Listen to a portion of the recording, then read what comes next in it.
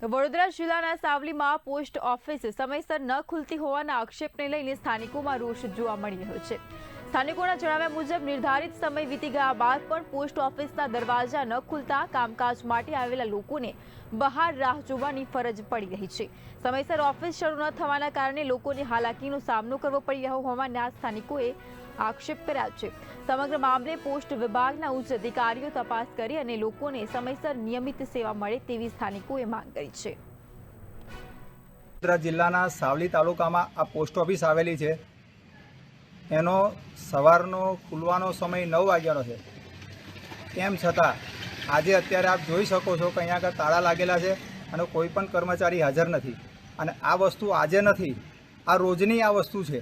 કોઈ કર્મચારી સમયે આવતા નથી અને તાલુકાની આજુબાજુની ગામના જે માણસો હોય છે, જે તેમના પોસ્ટના કામે આવતા હોય છે, તેમને ધરમના ધક્કા ખાવા પડે છે અને સમયસર કોઈ અહીંયા આવતું નથી।